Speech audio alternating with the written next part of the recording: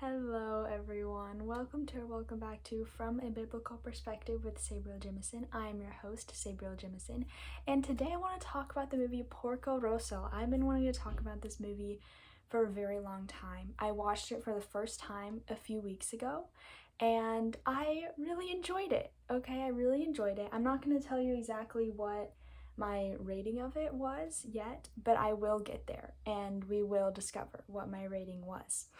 So, just as a little introduction, I love Studio Ghibli. I have watched Studio Ghibli for a very, very long time. I remember watching specifically Spirited Away, Howl's Moving Castle, and Ponyo 100,000 different times when I was younger.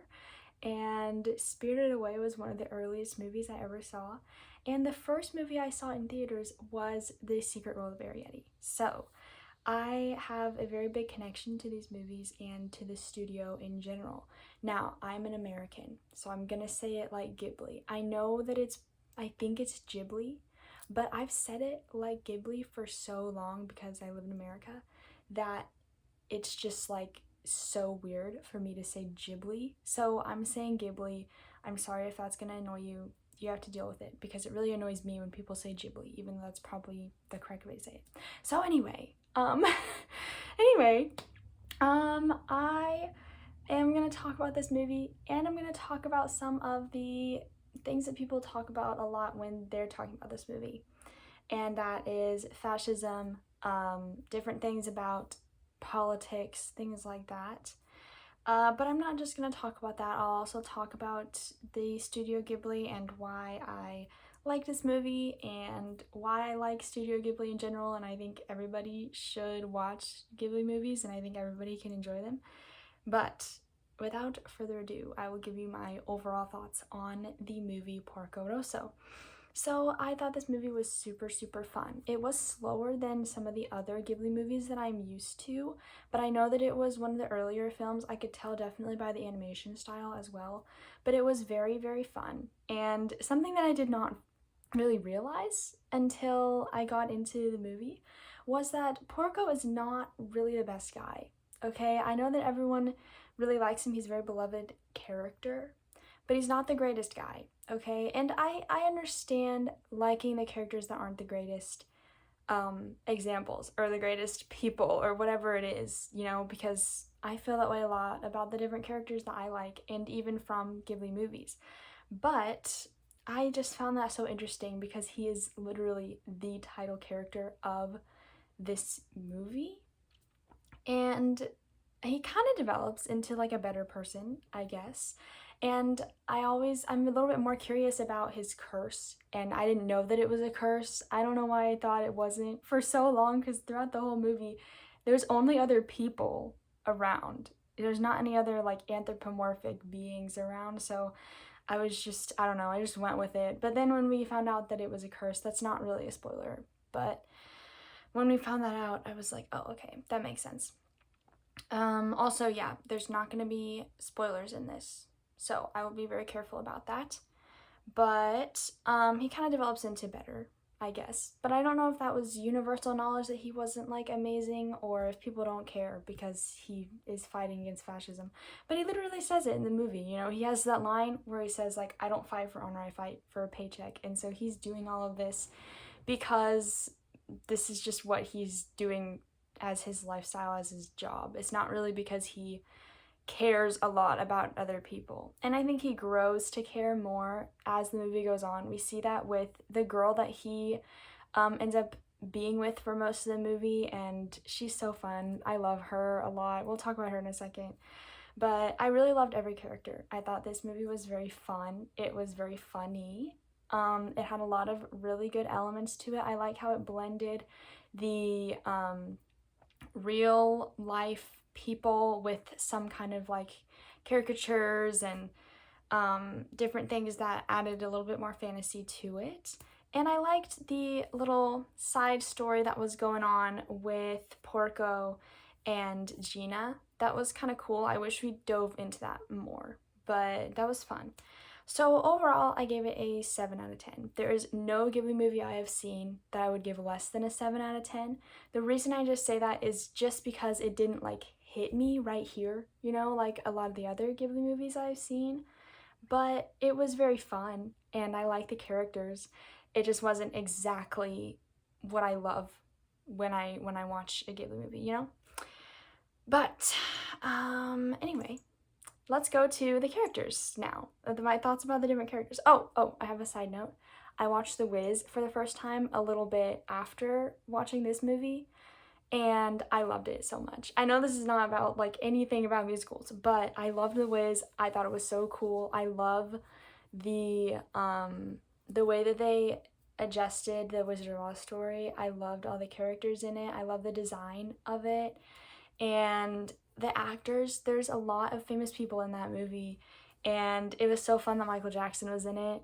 It was really, really fun. I wouldn't say that it was like the best thing ever, especially because the ending, as it got towards the ending, it was like such a fever dream, but it was cool. It was really cool. I'll say that, okay? It was cool. The characters. So, I did not give any of these characters less than a 6 out of 10. The lowest I have is a 6 out of 10, and that is Gina, just because she wasn't super developed. But first I want to talk more about Theo. So I really, really loved her. She was super cute. She kind of reminded me of Ariete a lot, not just because of the way that she looked, but also she had kind of that like bright personality. She was very energetic. She was very positive. She was funny and fun, and she's super lovable. She's a lot more daring than I am, but I still really liked her.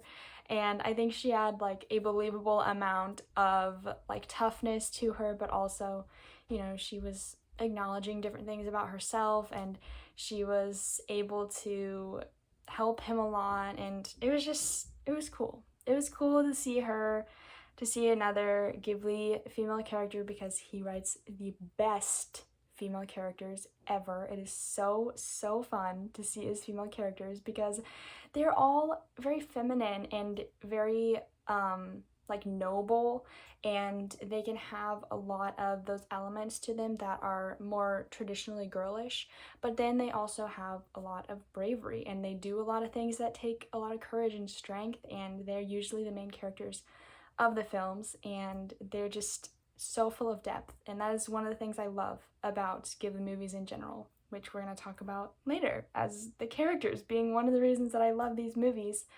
But moving on, I gave her an 8 out of 10. I don't know if I said that.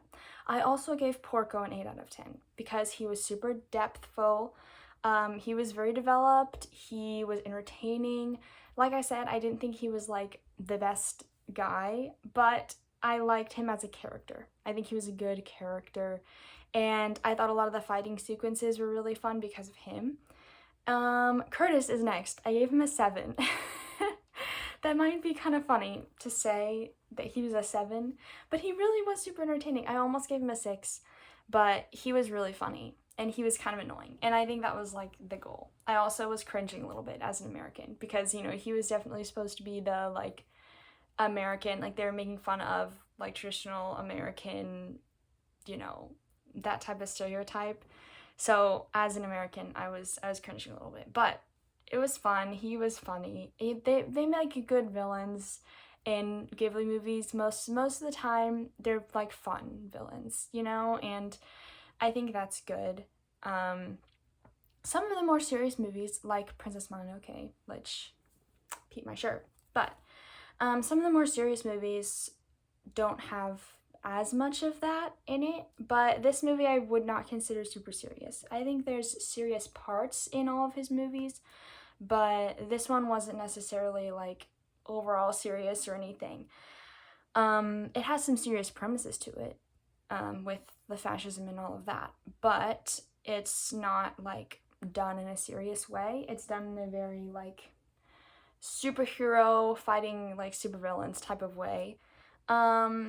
Next we have Gina, which I give a 6 because she's very nice, she's lovely, she's very graceful. She's just not very developed, that's all. She's cute, she's fun, but we don't really see that much of her, so I'm giving her a 6. Piccolo is the next one. He's really funny. He's wise in certain ways, he's straightforward in some ways. I just thought he was really fun to have on the screen, so I really liked him. And I liked the scene when they were all helping Porco with his plane, and I thought that was a really fun scene as well, and like how all of them were working together. That was fun. I gave him like a 7. I gave Piccolo a 7. Also, I'm gonna loop these all into like one joint character. I know they're not, but anyway, the Ayuto gang, they were really funny and entertaining to me. They kind of were giving me like Beagle Boys vibes, like from DuckTales and all that. Y'all probably know what I'm talking about, but they were like a 7 because they were fun and entertaining, but they weren't obviously like the best, you know. They were just fun. Okay, now I get to talk about why I love Ghibli movies. So, my favorite personal ones, the top 3 that I have, which the other ones switch all the time. These switch a lot too, but usually it is toggling between Spirited Away and Howl's Moving Castle. But the one that usually remains in third is Ponyo. So those are definitely my top 3: Spirited Away, Howl's Moving Castle, and Ponyo.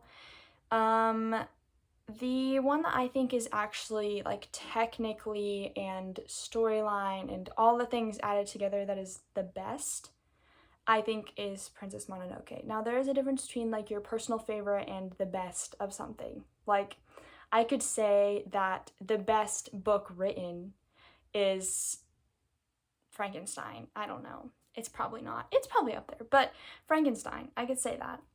But that's not personally my favorite. Your personal favorite could be based on like certain elements that you just like specifically, or something about nostalgia or whatever it is, you know, that can be like your favorite. That doesn't mean you're necessarily saying it was like the best in every technical element of a movie, right? So the best, in my opinion, is Princess Mononoke, but not my favorite. I want to explain what Studio Ghibli is as well. Studio Ghibli is a movie making studio that is in Japan. They make animated movies for the whole family to enjoy. It is mostly Miyazaki who makes these movies, but he also has some other directors at the studio. And his son is actually doing some more work, and he's getting old. Miyazaki is getting old, and it makes me want to cry. I'm literally gonna start crying right now. But they make movies that like the whole family can enjoy, and the whole family can understand. Mostly adults understand them more than kids do, but they are also like marketed towards children. There's a lot that children can enjoy. I watched most of them when I was a child. I think the only one that's rated PG-13 is Princess Mononoke. Grave of the Fireflies might be rated PG-13, but it might not be. So that is basically what it is. And their movies are just so full of joy, and it like just lights up the whole entire world when you're watching that movie. But I want to explain 5 different categories and kind of reasons that I really enjoy these movies. So the first one is the scenery, but also the animation in general. The scenery in these movies is just beautiful and brilliant, and the landscapes that he shows are so cool. There's a lot of fantasy elements in these movies, but most of it kind of takes on a little bit of realism, or it's like set in a real place and then something happens that turns it more fantastical as the story goes on. I think of that with like Ponyo and Castle in the Sky and Howl's Moving Castle. Like those are technically set in like the real world, but then there's other things that start happening that add the magic and fantasy into it. But yes, the scenery and the animation, so beautiful. I love the animation style, especially the food. You'll see a lot of people talk about the food in these movies because the way that it is animated is just so appealing. There's a lot of very like satisfying ways that they are like doing things, and there's just a lot of beauty in these movies, and it's so funny. There's a lot of humor as well in the way that things are animated, and it's just like so many wow moments when you're looking at the screen and you're seeing all the details that went into some of these scenes. And it took like 4 hours to make something that you see for like a minute or something, and it's just so clear. that there's so much detail and effort being put into this. The next thing is characters. That's another reason that I love these movies. So characters in Ghibli movies are all very, very developed. They're all very unique. They're all very fun. And I think that says a lot about the effort that's put into these movies as a whole, because you can have some side characters who aren't really that developed, and they're just fine. But every single character is developed. Every single character has a backstory. And I think that's cool too, because you don't have to do that. But sometimes it's hard to decide who the main character is because they're just all so developed that way.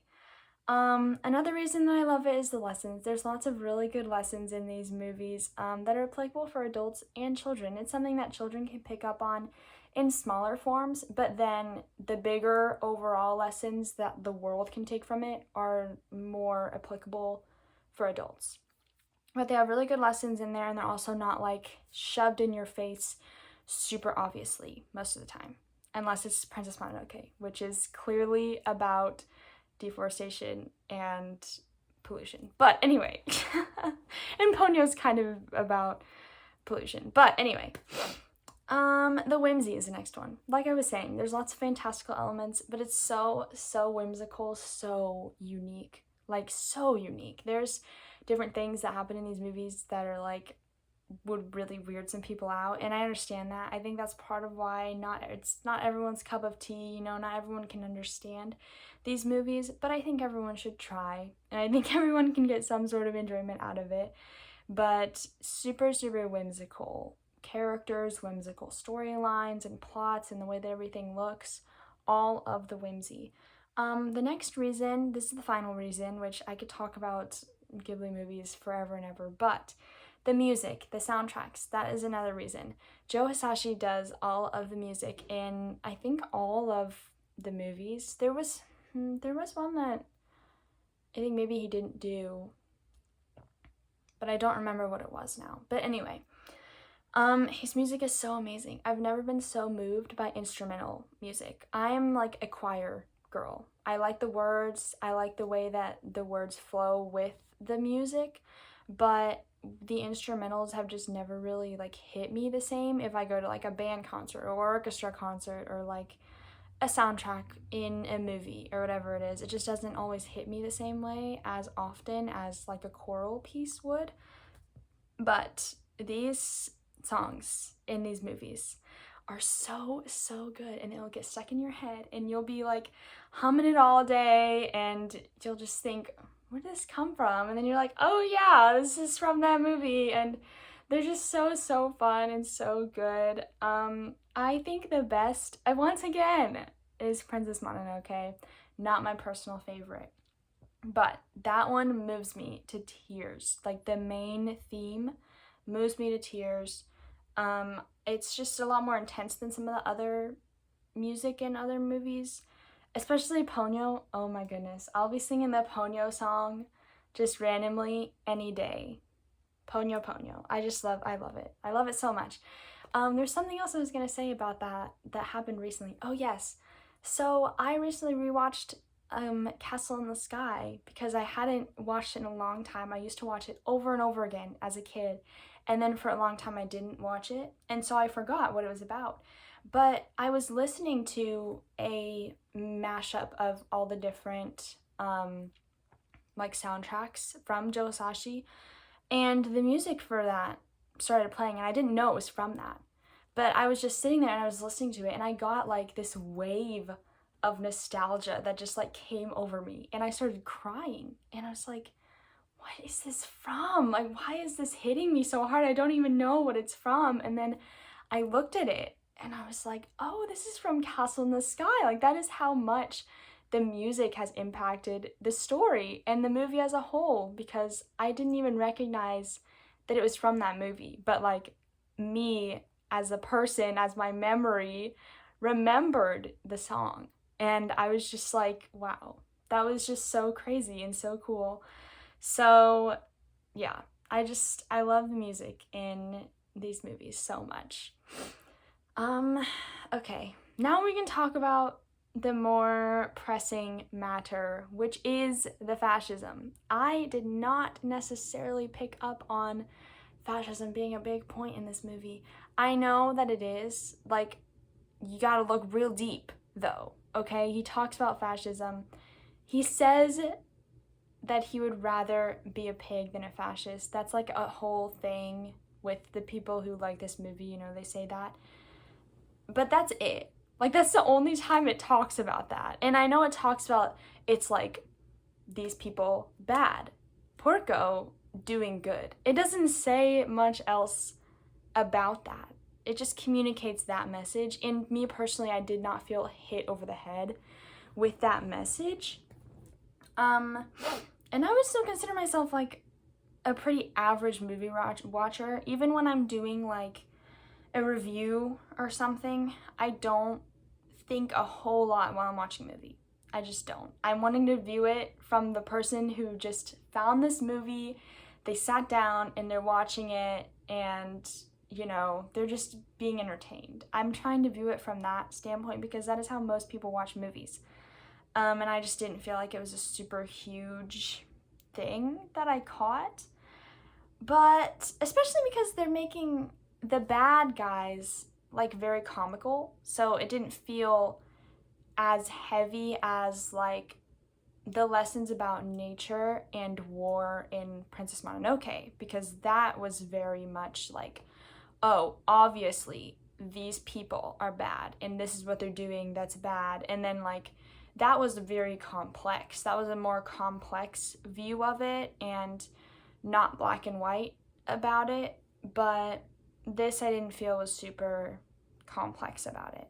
But anyway, I'm going to talk about it anyway because that's what people talk about when they talk about this movie. I want to talk about real fascism versus Trump derangement syndrome because we're on a high of Trump derangement syndrome in this country. I have my little Trump disclaimer. President Trump is evil. He's living in sin. That makes someone evil. I don't think we should be looking up to him as a role model. He has a lot of good policies that I think are biblical and good and righteous, but him as a person, not a good man, okay? He's just not. So let's just get that out of the way. He's not. But with that being said, I don't think we need to be freaking out as much as we do as a collective nation about him. Okay, I'm gonna talk about three key elements of fascism and how Trump is not showing them. So, the first one is aggressive and exclusionary patriotism. When a country is ruled by a fascist, they have all sorts of things that are pointing to very aggressive patriotism, very exclusionary patriotism. They're like, our country first, we don't care about anyone else. It's very much, I'm thinking of Nazis right now with the fact that there were like flags everywhere. Everyone had to say the thing, you know. That was like a very good example of this. Now, Trump is patriotic. I will say that. Trump is patriotic, but he's definitely not exclusionary, okay? And having patriotism is not the same thing as being like aggressively patriotic. Like, if you're aggressively patriotic, you don't care what your country is doing. You will always blindly obey the leader of the country. You will always blindly back who your country is being ruled by, what your country is, all of that. You will just always be all for it. He is patriotic. You think you can fly the American flag without being a fascist, okay? It's good to be proud of something good, all right? It's good to be proud of the fact that we have a lot more freedoms than most people in other countries do. But he is definitely not aggressively patriotic, and he is not exclusionary. I think he should be more exclusionary, if I'm being honest, because he seems to have done more for other nations than he has for us in this term. But he's not exclusionary in the slightest. He's like talking to foreign dignitaries more than he's talking to us in the US. And he's trying to solve their problems. So he wouldn't be trying to solve their problems if he was like, I don't want anything to do with you because we're so much better than you. The second element of fascism is having one charismatic leader as like the embodiment of the nation's goodwill and like the collective national will of what the nation wants. He has quite the following. He's not charismatic. I would not say he's charismatic. Oh my goodness. I would not say he's charismatic. I would say he's a troll and he's a little bit foolish. He's not charismatic, okay, as much as people love him sometimes. And he is not the collective embodiment of the nation's goodwill. That is made very obvious by the amount of people who vocally hate him, despise him, want him to die. So that's not true. And even Republicans don't like him. There's even several Republicans who are like, no more MAGA, we're done with the MAGA, and I'm one of them. Next point. Personal autonomy is stripped away within fascist countries. I've yet to see Trump punishing all the people who are giving him death threats and screaming online about how much they hate him. That's still happening. And if it's still happening, that means you're free to do it. And if you're free to do it, that means your president is not going to kill you for doing that, okay? And that is what would happen in a fascist country. You would not be allowed to speak out about anything that was going on that you didn't like. You would get shot so fast for that in some other countries if you said anything bad about their leader. Also, LGBTQ plus rights don't count, because I know people are going to say something about that when they're like, well, what about the fact that he's stripping away the rights of the LGBTQ, A, B, C, D? Okay, that doesn't count, because there's still so much about that going on in the nation. There are so many parades across the US that are happening for Pride. There's so many people who are speaking out at award shows that are on national television. If we were being ruled by a fascist, we would not be able to speak out about him on national television and have all the people cheering in the audience about how much we hate this man who's in charge of everything in our country. You would be dead, okay? You'd be dead. You would be dead, and you're not. You're still alive, and you're still screaming about Trump. So I think you're gonna be okay. Well, you're gonna be okay. You're not gonna die anyway. I don't think you're okay. You're definitely not okay if you're screaming about Trump. But speaking of people, shooting people who they disagree with, you know who's not doing that? It's not Trump. It's not Republicans either. That's all I'm gonna say. So yeah, those are my thoughts on all of that. If you want to see some more talk about Ghibli, because that was quite the tonal shift, and I know that. But if you want to see some more thoughts about Ghibli, please let me know, and I will make more videos about these movies and why I love them. And I could even rank them. I could rank the ones that I have seen. I haven't seen all of them. I've seen at least half. But without further ado, that is the end of the video. I hope you have learned something from this. If you've learned anything, please know that Trump is bad, but he's not a fascist, okay? Please know that this country has a lot of things going on with it that are bad, but we are still very, very privileged. Also, please know that you should go watch a Ghibli movie. And if you're gonna watch one, I wouldn't necessarily say that you should watch Porco Rosso first. I think you should probably watch Ponyo first, or maybe Arrietty, because they have a little bit less of the like super weird elements. If you want to get right into the super weird, go Spirited Away. Just, you know, go right to it. Get right to it. Go to Spirited Away, which is a great one. It's a popular one. Also, Totoro is super popular too, but Spirited Away definitely will get you right in there. It'll get you right in there. But thank you so much for watching. I hope you have enjoyed. Please leave a comment down below and subscribe.